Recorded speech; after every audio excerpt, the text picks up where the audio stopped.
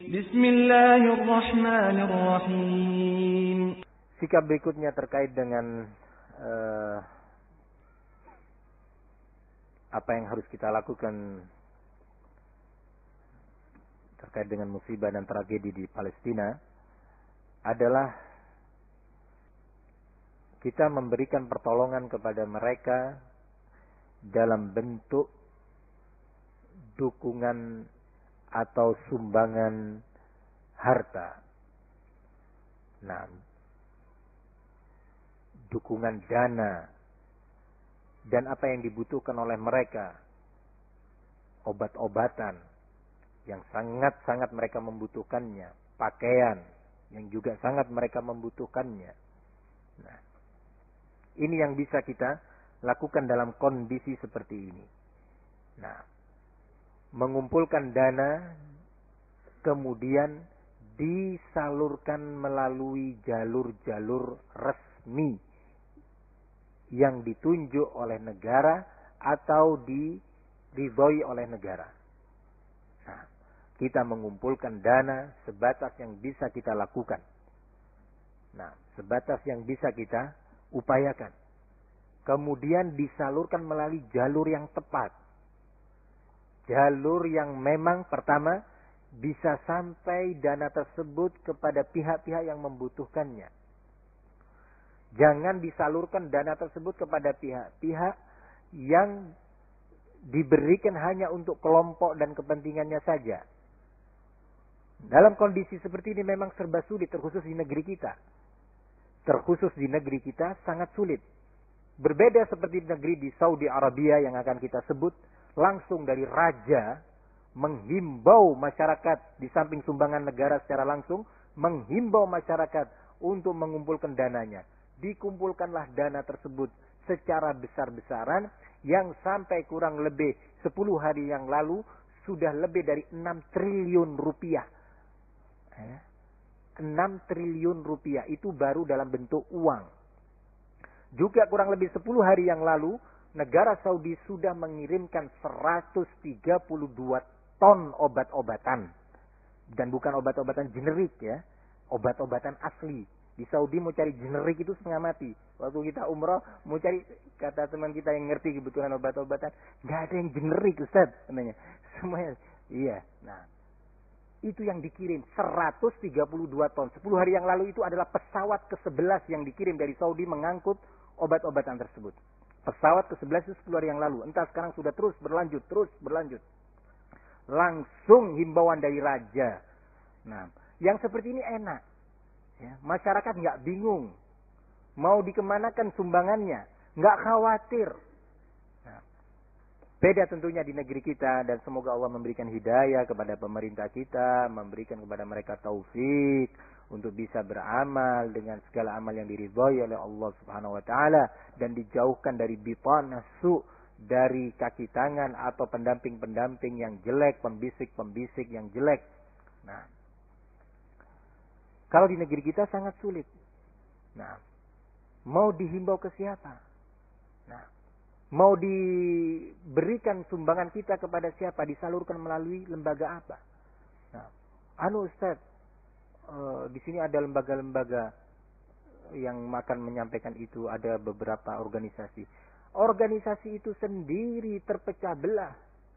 Nah, mereka punya kepentingan-kepentingan. Ustaz melalui Mercy.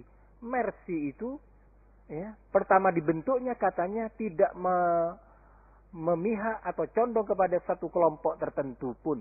Akhirnya pecah. Karena satu pihak di Mercy akan menggiring segala bantuan dan dana untuk kepentingan kelompok tertentu.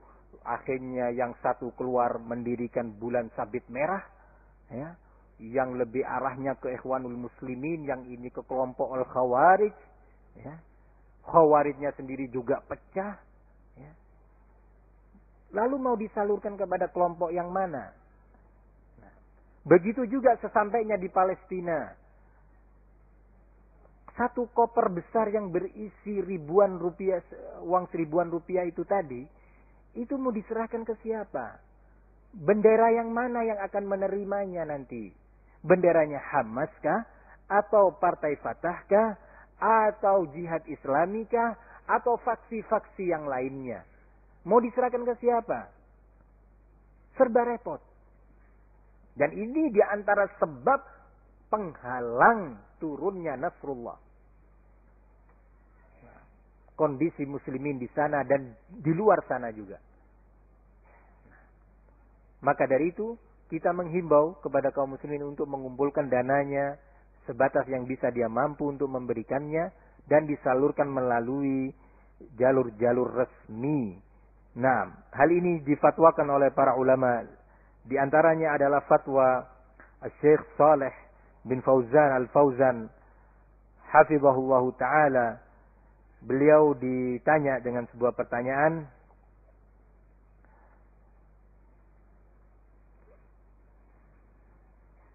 Kata si penanya, "Ma mauqif al-muslim mimma yajri al-an ala ikhwanina fi Palestin min nahiyati da'wa au badlil mal au jihad ma'ahum?" Apa yang sikap yang bisa diambil dan dilakukan oleh setiap muslim terkait dengan peristiwa yang menimpa saudara-saudara kita kaum muslimin di Palestina? Apakah kita bisa melakukan dakwah di sana, atau kita menyumbang dana, atau kita ikut berjihad bersama mereka? Beliau menjawab, "Al-wajib 'alal muslimin ad-du'a li ikhwanihim." Ini yang pertama.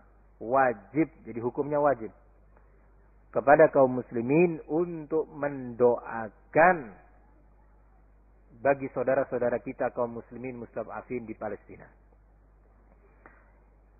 Ini sudah kita bahas. Yang kedua, wa musa'adatuhum bil mal, dan menolong atau membantu mereka dengan harta, bantuan dana.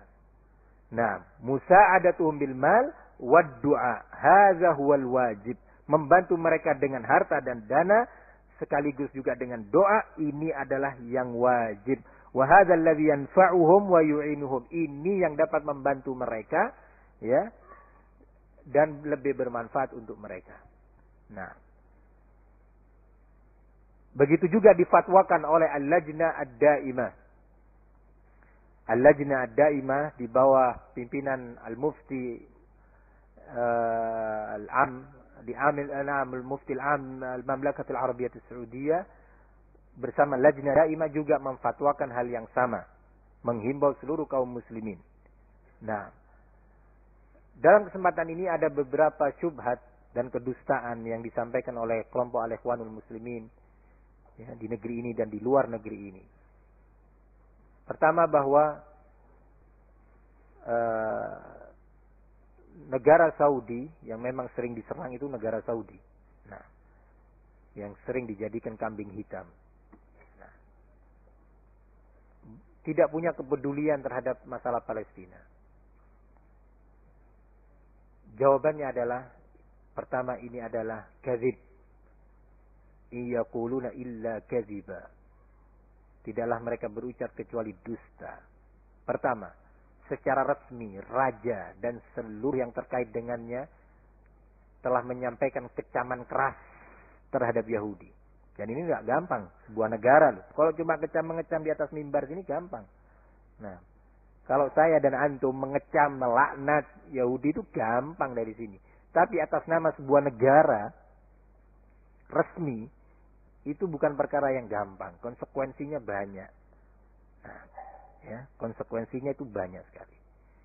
Maka raja dan pihak-pihak terkait di sana telah melakukan kecaman keras resmi atas nama negara. Ini satu, bentuk kepeduliannya. Kedua, para ulama di negeri tersebut dalam khutbah-khutbah Jumat juga telah melakukan kecaman keras terhadap kaum Yahudi. Ya sama kan cuma di mimbar para dai, para ulama. Beda di Saudi dengan di Indonesia. Di Saudi itu masjid-masjid resmi. Dai-nya juga dai resmi. Tidak boleh seorang dai berbicara sesuatu yang terkait dengan kebijaksanaan negara tanpa izin negara. Nah, barakallahu fikum. Jadi beda dengan di negeri kita. Nah, Di atas mimbar Jumat, presiden dicaci maki. Ya, pemerintah dicaci maki nggak ada masalah. Nah, ya.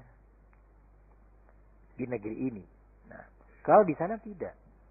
Benar-benar semuanya teratur, resmi, rapi. Nah, kemudian, yang tadi sudah kita sebutkan, siapa yang menyatakan bahwa negara Saudi tidak punya kepedulian? Nah,